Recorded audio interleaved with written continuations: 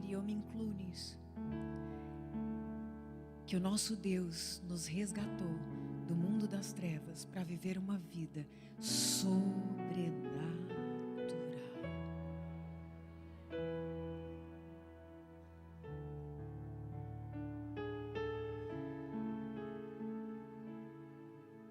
Isso também é para você.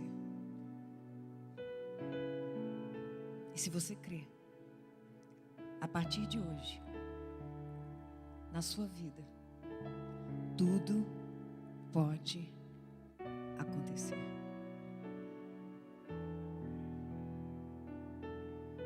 Vindo para cá, o Senhor me disse para abrir a Bíblia em Jeremias, no capítulo 31. E Ele disse assim: diz o Senhor, ao povo que escapou da morte, mas achou favor no deserto.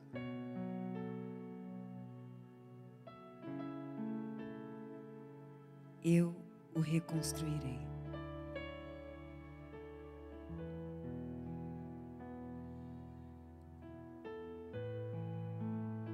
E vocês ficarão radiantes de alegria pelos muitos bens dados pelo Senhor.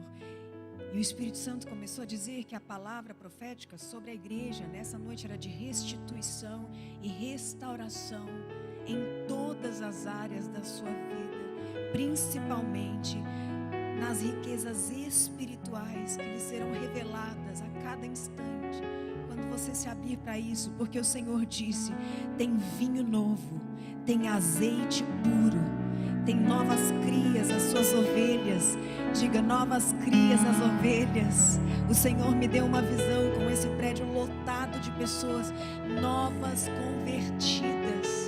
Pessoas novas convertidas. Você vai começar a trazer as pessoas para esse lugar. Pessoas que você imaginou que nunca pisariam aqui. E você vai trazer dezenas e dezenas e dezenas. E será algo espontâneo, porque o mover do Espírito Santo, Ele já está fazendo isso neste lugar, renovando todas as coisas. Você tem sentido isso? Chegou o tempo do vinho novo, do azeite puro, da multiplicação das ovelhas, das vacas.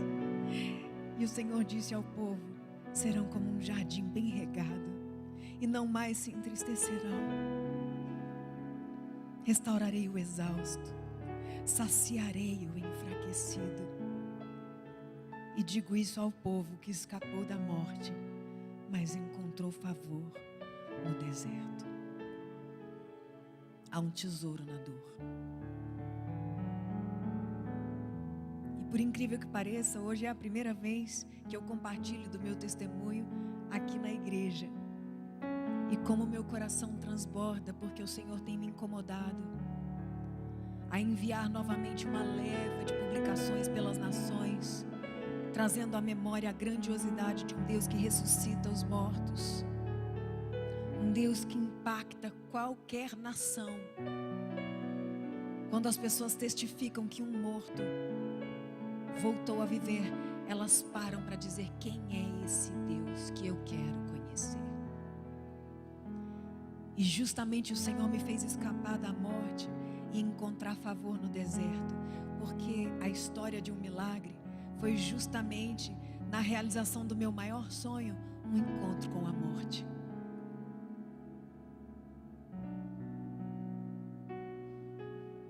Deus me curou da esterilidade e eu estava vivendo realmente algo que eu jamais imaginei que seria possível. Um milagre que eu recebi em um culto como esse.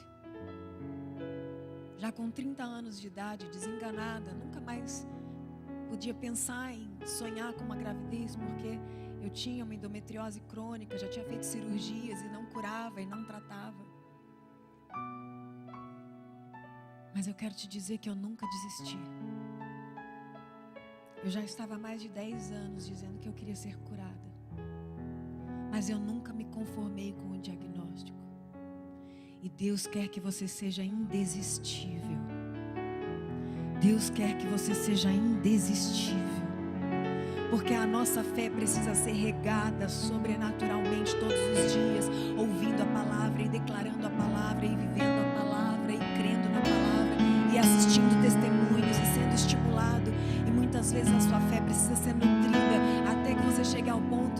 trazer à existência aquilo que já foi prometido para você. Não é porque está demorando que não vai acontecer. Você recebe essa palavra? Naquele culto eu estava de olhos fechados e dizendo: Senhor, eu creio que o Senhor é o Deus do impossível. Eu creio que o Senhor é o Deus que curou Sara, que curou Rebeca. O Senhor é o Deus que curou Ana. O Senhor é o Deus que abriu o mar. O Senhor é esse Deus que fala no meio do fogo. O Senhor é esse Deus sobrenatural. Porque não em mim, se tu me amas? E uma missionária se aproximou de mim, tocou meu ventre e disse: o Senhor está abrindo teu ventre hoje. Como um milagre, Ele vai alegrar a tua casa. Aquela mulher não tinha a menor ideia de quem eu era. Eu nunca tinha visto ela na minha vida. E eu com muito medo de acreditar. Você já teve medo de acreditar? Às vezes a gente ora tanto e aquilo não acontece como a gente pediu, que a gente começa a ter medo de acreditar de novo e se frustrar. Quantas mulheres aqui sonham em ter filhos? Levanta sua mão bem alto. Pode levantar. Tem muitas mulheres aqui sonhando. Levanta a mão, gente. Tenha fé. Receba teu milagre. Quem já desejou muito ser mãe e não pode, sabe do que eu estou falando, porque todos os meses, aquela expectativa enorme, contando os dias, contando os segundos, e você vai fazer o exame negativo. E no outro mês, tudo de novo, e você vai fazer o exame negativo. E no outro mês, tudo de novo, e você cria expectativa, e você fala: agora vai, tô com cara de grávida, olha só pra mim, já aconteceu, e vai fazer o exame negativo.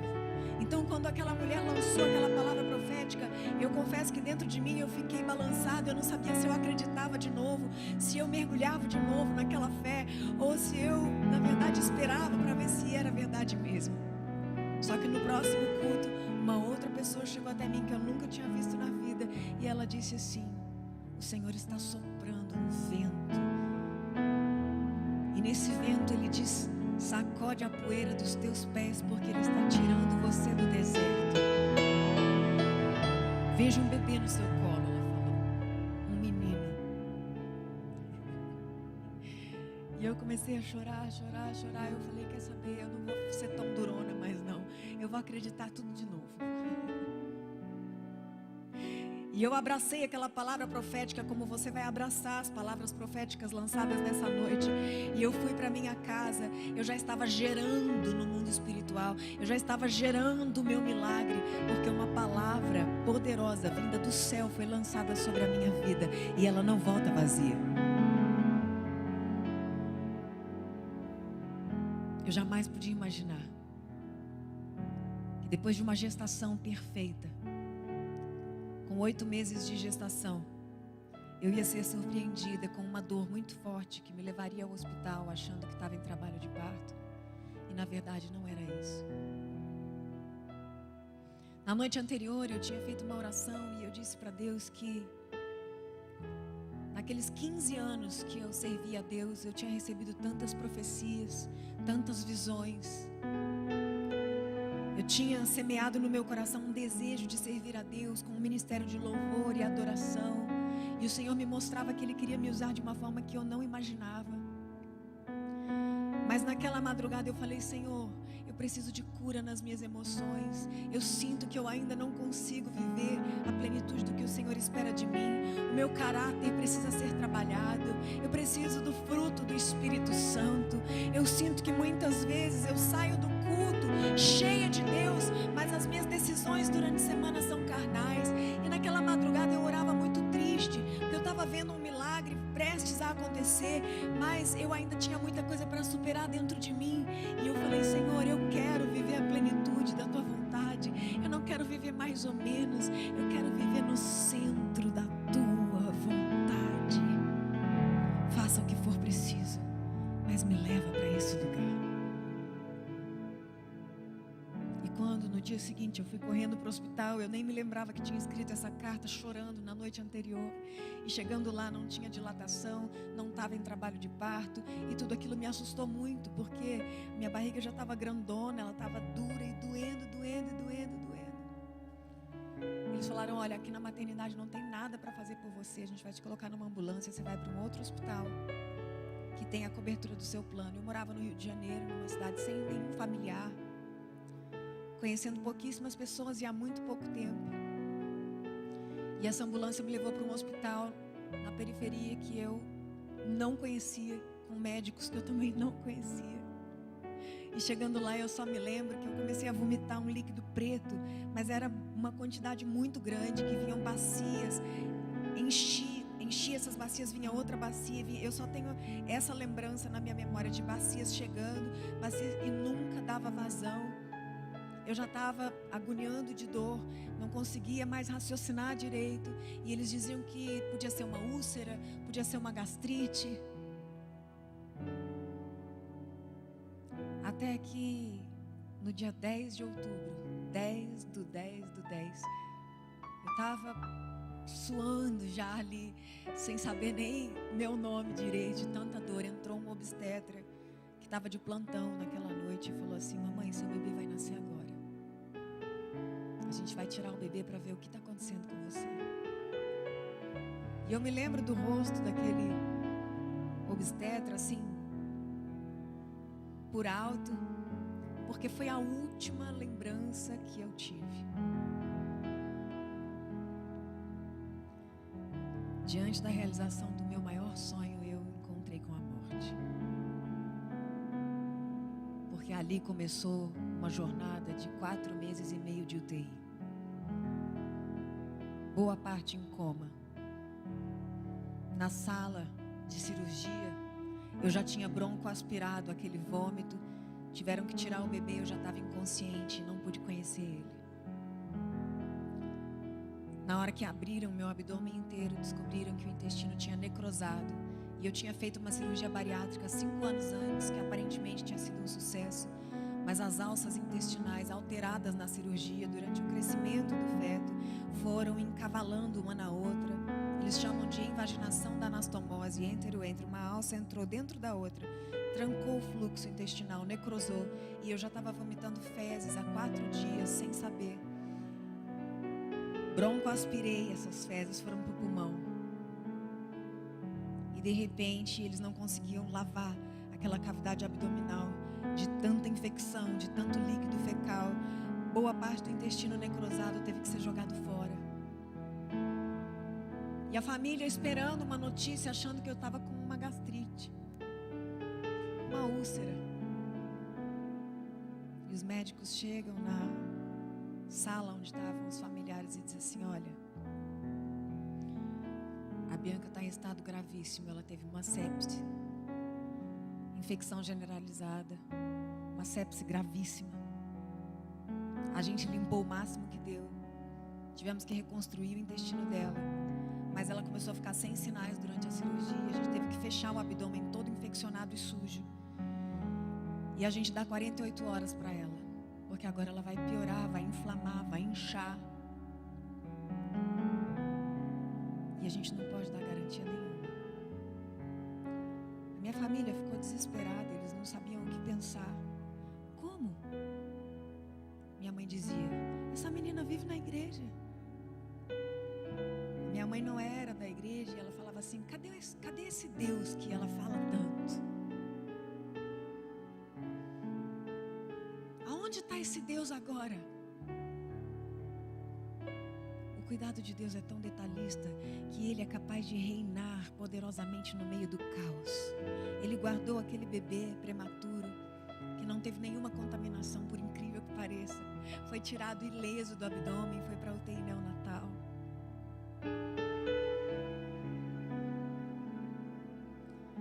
A minha igreja, a Igreja Batista Central da Barra da Tijuca, a igreja que eu frequentava, que eu fazia parte, que hoje se chama Igreja Batista Atitude, foi imediatamente para o hospital e começaram a orar e declarar que toda a sentença de morte estava cancelada em nome de importasse a gravidade do que estava sendo exposto para nós, para os familiares, eles diziam: nós repreendemos essa sentença e nós clamamos para que haja vida, para que haja milagre, para que haja um mover de Deus que surpreenda a ciência. 12 anos atrás, não existia essa velocidade de comunicação na internet, mas fizeram um blog. E naquele blog começaram a pedir oração, fizeram um relógio de 24 horas. E por incrível que pareça, eu não era uma pessoa conhecida. Esse blog começou a se espalhar. No dia seguinte tinha 35 mil pessoas inscritas para orar 5, 10 minutos por dia por aquela moça que ninguém sabia quem era. Só sabiam que ela estava morta e um bebê prematuro, recém-nascido, não ia conhecer aquela mãe. Eu creio no poder da oração. Eu creio no poder da oração. Eu creio no poder da oração. Passaram-se as 48 horas e eu não fui a óbito. Pasme. Os médicos voltaram à família e disseram: ela teve falência cardiovascular. A gente está injetando noradrenalina para o coração bater. Falência cardíaca. Faz ideia da gravidade disso? Ela teve falência respiratória. Já está no respirador. Os pulmões pararam. Ela teve falência hepática, falência digestiva. E por causa daquela infecção que já estava em todos os órgãos, eu tive falência múltipla de órgãos. Falência renal total, hemodiálise full time. E aí então eles disseram de novo: uma pessoa com falência múltipla de órgãos não vive mais de um dia. Mas se vocês acreditam em milagre, vocês comecem a rezar, o médico disse. E a pastora Fernanda Brum, que era a pastora mais próxima minha, que inclusive fez depoimento aqui para vocês, foi até o hospital e ela disse que chegou no meu ouvido e falou assim: Bianca, você está proibida de morrer. Eu te proíbo. Ela é meio mandona assim. E isso é bom. Eu obedeci. Naquele momento, ela que é neta de uma senhora que tinha um dom de cura muito forte, então ela carrega essa fé muito sobrenatural, já viu muitas pessoas sendo curadas diante dos olhos dela, então ela foi com muita ousadia, porque não é todo mundo que tem essa ousadia de chegar num lugar, uma pessoa morta, já em decomposição, e falar assim: não, vai viver, pode ir levantando, está proibida de morrer, acabou essa história. Essa fé só vem de Deus. E ela diz que orou repreendendo o espírito de morte, todo espírito de destruição, todo espírito de falência, repreendido em nome de Jesus Cristo, o nome que é sobre todo nome, o nome que é sobre todo nome, o nome que é sobre todo nome. E eu profetizo sobre a tua vida que você ainda vai ter a experiência de entrar dentro de um hospital, entrar dentro de uma UTI, declarando a autoridade do nome de Jesus e dizendo como embaixador do reino de Deus, que a partir do momento em que você pisa naquele lugar, a autoridade está sobre a tua vida para decretar ressurreição, ressurreição, ressurreição. Creia que o mundo espiritual é muito mais real do que você imagina. Creia que o mundo espiritual é muito mais real do que você imagina e comece a usar dessa autoridade a partir do dia de hoje. Porque o Senhor te chamou para reinar em vida.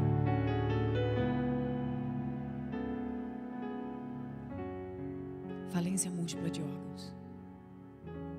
Passou um dia, 2 dias, 3 dias, 4 dias, 5 dias, 10 dias, 12 dias. Não há nenhum caso na literatura médica mundial de alguém com falência de todos os órgãos que sobreviveu mais de 2 dias. A verdade é que não tem ninguém que sobreviveu.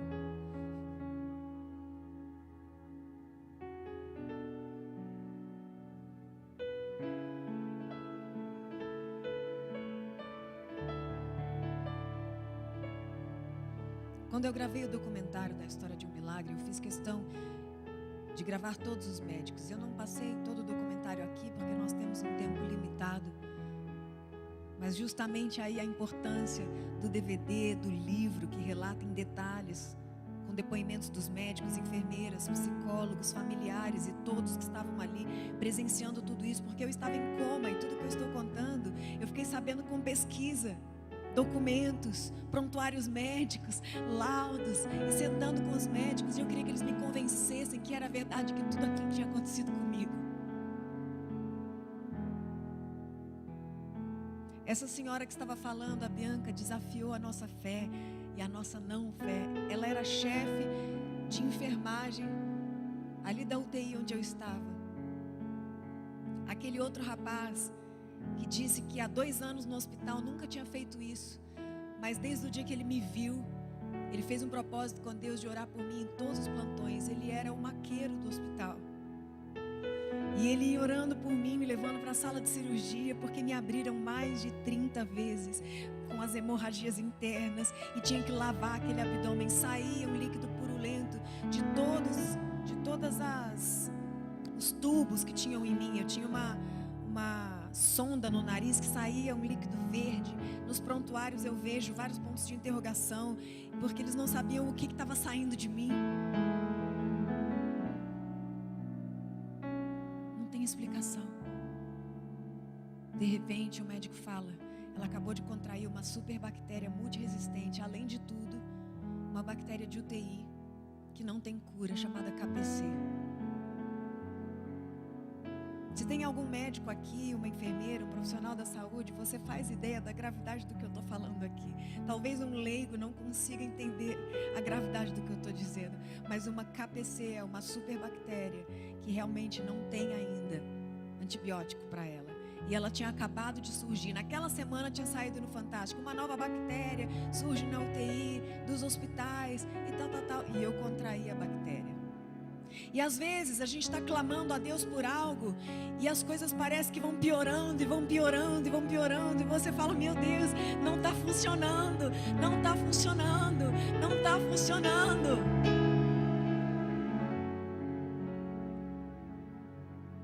Mas o nosso Deus, mesmo nos dias longos e sem respostas, naquelas noites em claro, que você só consegue enxergar a morte e a destruição, Ele está compondo uma nova canção no silêncio. Ele está muitas vezes te conduzindo para o deserto, para produzir em você um manancial de uma unção fresca e sobrenatural, que sobrepõe as circunstâncias e te conduz a um patamar que não depende mais daquilo que você vê, daquilo que você toca, daquilo que você ouve, daquilo que te dizem, porque o Senhor está acima de tudo isso. Creia que muitas vezes as aflições e as adversidades, elas preparam para você um tesouro. E através dessas dificuldades você vai ter a chance de viver algo com Deus tão extraordinário, tão especial e tão único, que o teu testemunho vai alcançar pessoas que você jamais alcançaria se o Senhor não tivesse te permitido sofrer e superar tanto. Sofrer e superar tanto. Sofrer e superar tanto. O lugar da tua dor será o lugar do teu maior testemunho. As orações não paravam. Eu fui entrando em estado de anasarca e cheguei a 150 quilos de inchaço, um edema generalizado. Desenvolvi uma doença chamada miopatia multifatorial aguda, com a perda de todos os movimentos do corpo e da face. Encurtaram meus braços e pernas, perdi os meus cabelos. Eu estava realmente me decompondo já naquele leito e não tinha mais o que fazer, até que o hospital me desenganou. Mas eu quero dizer que o Espírito Santo mantinha no coração da igreja uma chama acesa de convicção tão sobrenatural que ninguém sabia explicar. Os médicos falavam: esse povo é louco, Eles estão falando que ela vai levantar. Eles estão falando que ela vai viver de novo. Mas ela já está em decomposição. Se um dia ela acordar do coma, ela não fala mais. Foi feita uma traqueostomia com encurtamento da minha laringe, atrofia de prega vocal. Eu nunca mais iria falar. Se ela acordar, ela nem vai raciocinar direito mais. 2 paradas cardiorrespiratórias de 18 minutos. Se um dia ela acordar, ela nem vai mais ter coordenação motora. Se um dia ela acordar, ela vai ter que transplantar todos os órgãos, porque o Conselho Mundial de Nefrologia fala que um rim parado há 2 meses nunca mais volta a funcionar. Se um dia ela acordar, vai ter que transplantar tudo, porque o fígado já derreteu, o intestino já colou, o pulmão atrofiou, parou tudo há muito tempo. São meses de falência de todos os órgãos. Lázaro ficou morto 4 dias naquela tumba. Eu fiquei 4 meses. E o mesmo Jesus que disse: Lázaro, vem para fora, falou para mim: Talita cumi, Talita cumi, levanta-te, menina, dos olhos de Deus. Tua história vai recomeçar. Pelo nome vou te chamar, e os meus sonhos vou realizar, diz o Senhor. Levanta, menina, Talita cumi, Talita cumi, levanta-te, menina, dos olhos de Deus.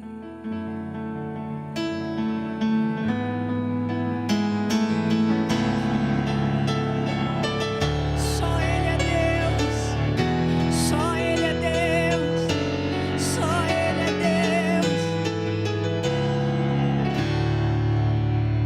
Queridos, era uma guerra no mundo espiritual pela minha vida, e vocês vão ver neste livro os relatos. As enfermeiras que eram cristãs e iam muitas vezes escondido na madrugada orar por mim, porque o hospital não gosta desse mover pentecostal. Não pode entrar com óleo, não pode ungir, não pode orar, fala baixo, dá licença, sai daqui com a sua fé. Mas eu lembro que elas chegavam de madrugada e falavam assim: Bianca, a minha avó está no monte orando por você essa madrugada. Ela pediu para eu trazer esse lencinho. Eu lembro que tinha uma enfermeira que tinha um lencinho. Esse lencinho aqui ungido, eu vou colocar aqui no seu travesseiro. Você crê? Depois de meses em coma, o Senhor me permitiu abrir os olhos, completamente lúcida, apesar de paralisada. E ela falava: se você crê, pisca uma vez. Eu piscava. De repente, quando ela começava a me ungir, caía a energia do box, só no box que eu estava. E eu ligada na tomada. Como é que fazia um negócio desse? Acabou a energia. Todo mundo: meu Deus, tira, acabou. Blackout, o respirador desligou, tira ela daqui. Me tirava do leito, colocava no outro leito. De repente era só me tirar, voltava a luz na mesma hora. O mundo espiritual estava ali guerreando, resistindo, tentando me tragar, mas um poder maior, um poder mais forte, um poder inevitável, uma palavra de ressurreição estava latente naquele lugar, e o diabo não podia me tocar, apesar da minha fragilidade física. A minha vida espiritual, o meu ser espiritual estava sendo renovado e renovado, e ministrado, e ministrado, e ministrado. E os sonhos durante o coma eram sonhos onde eu via anjos trazendo bolsas de sangue, bolsas de sangue, bolsas de sangue.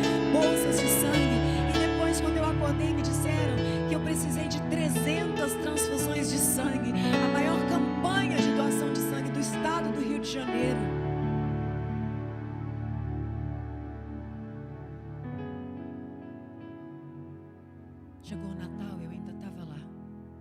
E o Ano Novo também. Apenas abrindo e fechando os olhos e olhando para uma parede que tinha um relógio. Os segundos duravam uma eternidade. Eu não sabia o que eu tinha. Eu só sabia que tinha um lençol sobre mim. Não deixavam eu ver os curativos que eles faziam. Eu sabia que as pessoas andavam e eu não. As pessoas falavam e eu não. Eu via às vezes os horários de café da manhã, as enfermeiras passando com umas bandejas para uns leitos. E eu ficava pensando, pelas minhas contas, já tem meses que eu estou aqui, ninguém vai trazer uma gelatina para mim? Uma aguinha, alguma coisa? Não comia, não bebia, ligada em máquina, alimentação parenteral, 5 drenos no abdômen, e eu já estava tão grande que não conseguiram mais costurar. Precisaram plastificar os órgãos e deixar o abdômen aberto com os órgãos expostos.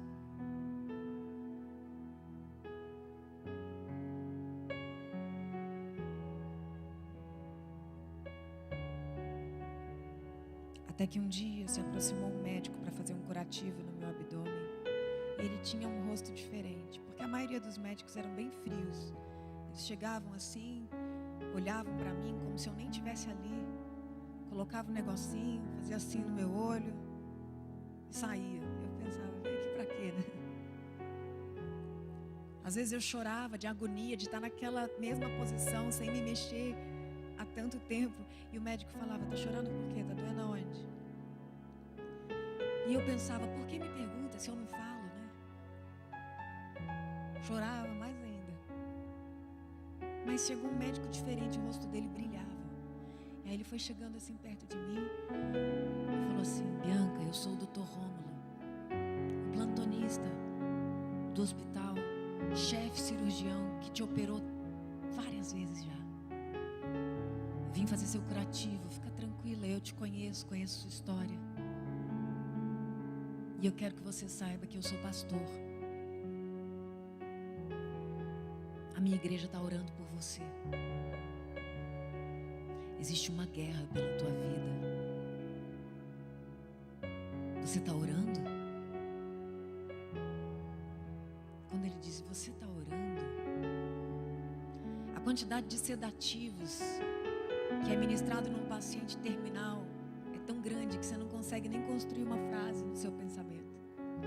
E quando ele me fez essa pergunta, eu lembro que eu comecei a chacoalhar assim, querendo dizer, não estou orando. Mas ele disse, então ore. Daquele dia em diante, no meu pensamento eu repetia, Espírito Santo, fica comigo. Espírito Santo, fica comigo. Para minha surpresa, as enfermeiras vinham dar banho e começavam a cantar louvores. Eram evangélicas. Em um hospital que eu fui levada por uma ambulância, sem saber para onde estava indo, um médico plantonista é um pastor, as enfermeiras que me davam banho eram todas da igreja, eram levitas ainda, cantavam bonito. Não importa onde você tente se esconder ou a que ponto você chegue, Deus vai te alcançar onde você estiver. E Ele vai colocar anjos para cuidar de você. Eu estava totalmente vulnerável, meses em uma UTI, onde ninguém me conhecia. Podia ter acontecido qualquer coisa comigo.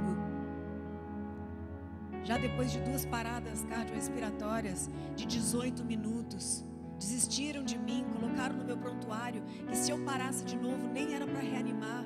Não tinha mais esperança, não tinha mais solução, mas Deus estava comigo.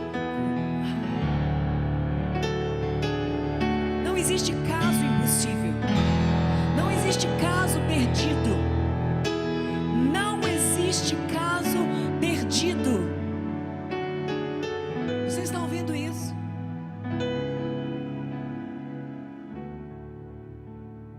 Não há impossível para Deus. No ano novo, o hospital reuniu minha família e falaram, olha, não tem mais nada o que fazer. 3 milhões de reais de tratamento pelo plano médico. Todos os médicos particulares que a família pôde pagar vieram e disseram que não tem o que fazer. A gente não tem mais estratégia. Minha família perguntou: e agora? Qual é a estratégia de agora? Não tem mais estratégia, acabou. Então eles disseram: a gente vai mudar ela de hospital. Então, se vocês não têm estratégia, alguém tem que ter alguma estratégia. E na noite de Réveillon me colocaram numa ambulância e eu nunca vou esquecer. Me amarraram toda, eu não me mexia. Estava enorme, vocês vão ver a imagem aqui.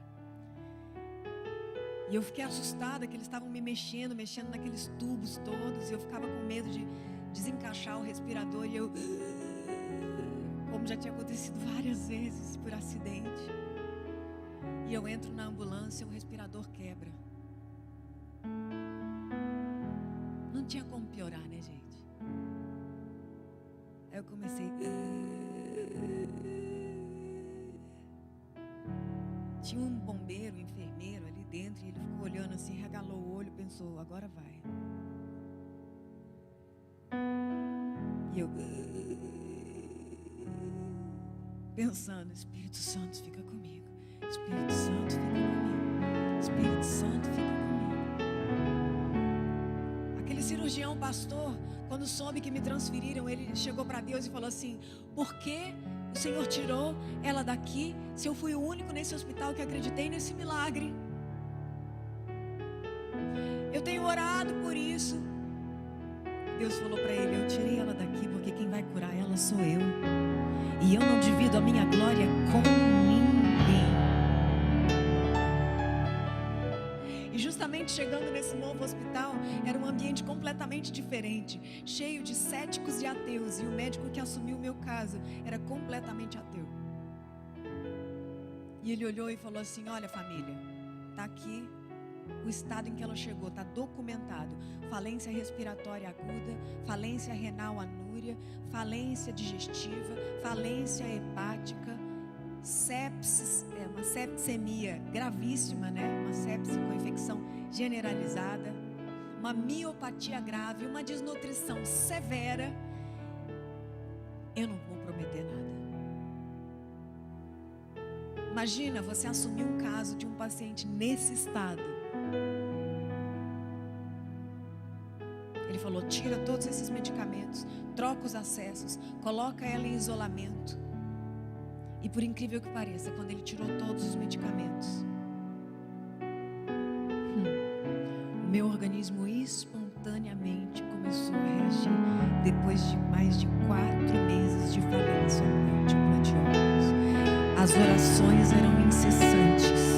As orações eram incessantes, e para cada palavra de morte existia uma multidão declarando ressurreição e vida, poder e milagre, ressurreição e vida, poder e milagre, ressurreição e vida, poder e milagre. Os pastores iam diariamente ao hospital e eles davam ordem aos órgãos: em nome de Jesus, voltem a funcionar, em nome de Jesus, voltem a funcionar, em nome de Jesus, voltem a funcionar.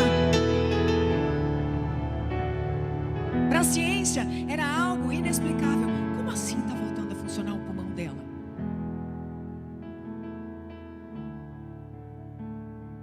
Eles não podiam dizer que foi nenhum tipo de medicamento, porque tinham tirado tudo. Desistiram de mim. Alguma vez já desistiram de você?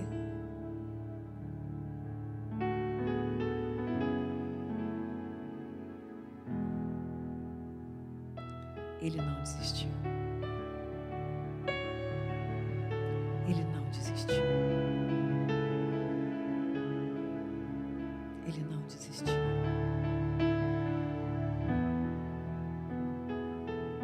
Naquele novo hospital, eu só escutava notícias ruins de que eu não ia mais andar, não ia mais falar, que o tamanho do buraco que tinha no meu abdômen não ia fechar.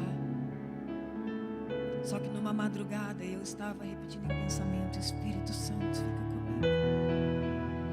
E o poder de Deus me visitou de uma tal forma que eu, inacreditavelmente, comecei a orar em línguas bem baixinho.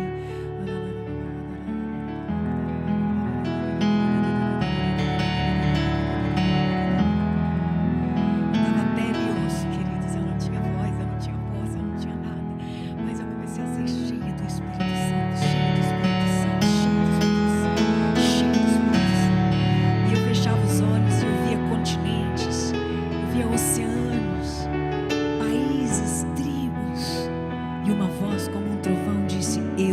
restaurarei por completo, e eu te levarei em toda a terra, para que você diga quem eu sou e o que eu fiz em sua vida.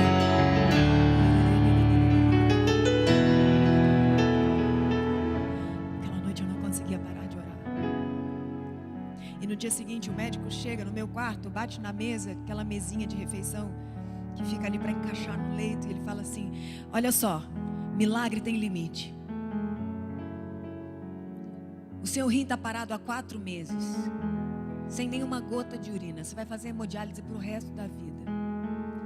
Não me pergunta se você vai andar.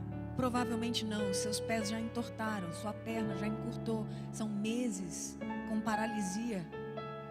Suas mãos estão em garra, seus braços encurtaram. Essa gastrostomia no seu abdômen é irreversível. Encurtou sua laringe, atrofiou sua prega vocal. Você vai ficar falando assim com essa voz para sempre.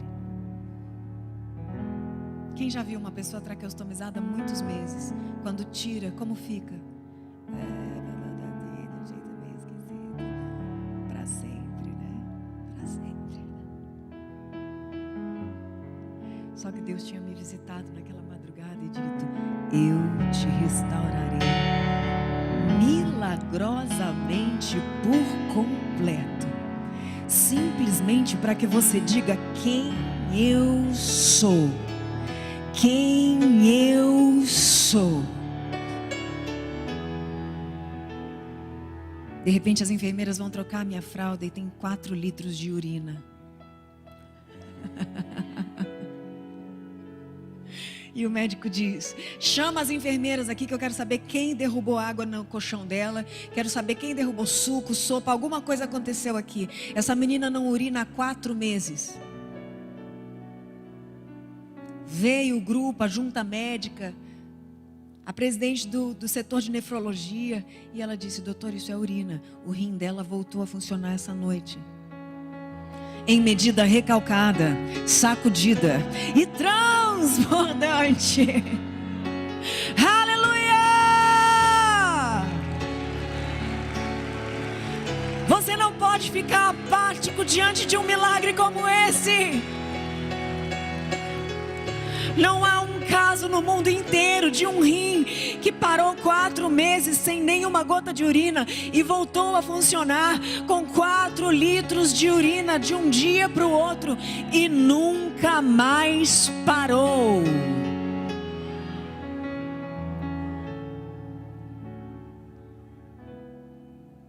Dia 18 de fevereiro de 2011 eu recebi alta numa cadeira de rodas, com várias limitações. Quem me via parecia uma pessoa em estado terminal, indo para casa para morrer em casa. Mas a verdade é que eu tinha acabado de renascer. E não foi uma recuperação rápida. Eu perdi a parede abdominal. Durante os anos seguintes, descobri que um catéter de hemodiálise perfurou minha artéria femoral. Era só coisa leve. Mas Deus decidiu marcar a minha vida de milagre em milagre. Milagre em milagre. Milagre em milagre. E a palavra de Deus diz que depois que Jesus ressuscitou Lázaro, por onde ele andava, as pessoas tinham que admitir que Jesus Cristo era o Messias, o Filho de Deus que ressuscita os mortos.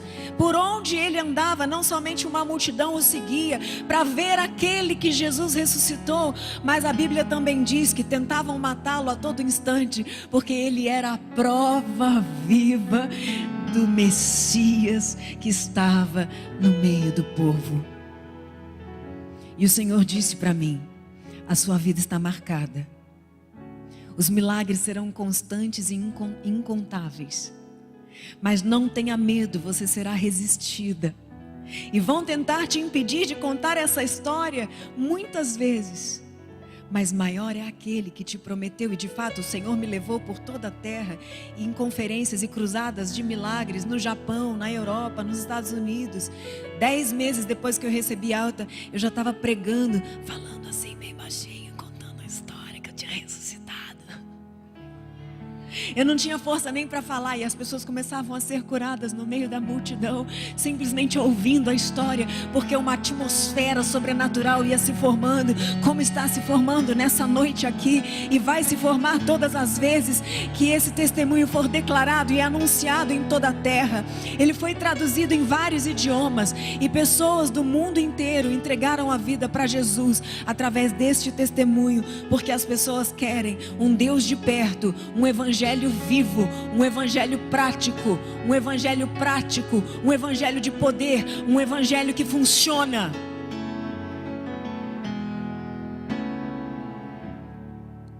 Aquilo que parecia vir para destruir a minha vida me fez descobrir o poder da gratidão e do quebrantamento e de uma vida completamente dependente do Senhor.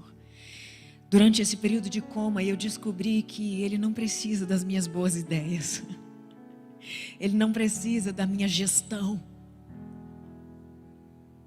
Ele guardou meu filho. E quando eu cheguei em casa, ele já estava grande. Imagina uma mãe imaginando um bebê recém-nascido. Ninguém vai encostar nele. Não, as roupinhas já estão tudo separadas. Quem troca sou eu. Quem dá banho sou eu. Quem amamenta sou eu. Aí Deus fala assim: peraí, filha, vem cá. Eu vou te provar que eu te amo. Eu vou te provar que eu cuido das suas coisas melhor que você. Eu vou te provar que eu cuido de você enquanto você dorme. Eu vou te provar que eu te amo, e a obra que eu tenho para fazer na sua vida é porque eu quero, não porque você está me pedindo. Eu vou te mostrar quem é Deus aqui, quem é o Senhor aqui, quem é que manda aqui, quem está no controle da tua história aqui. Pode dormir. Chegando em casa, eu frágil, não podia encostar em nada, ninguém podia encostar em mim. Por tempo indeterminado, eu estava em isolamento total. Para chegar perto de mim, tinha que colocar máscara, capote, luva, roupa de UTI. O médico achava que podia estar colonizada alguma bactéria ainda dentro de mim. E eu cheguei quietinha assim em casa, toda torta, toda deformada. Eu olhei para aquele bebê e eu pensei: meu Deus, eu não posso nem encostar nele. E o Espírito Santo falou assim: você perdeu o chão. Abra suas asas. Existe um vento que vai soprar e vai te levar às alturas, porque a minha graça te basta.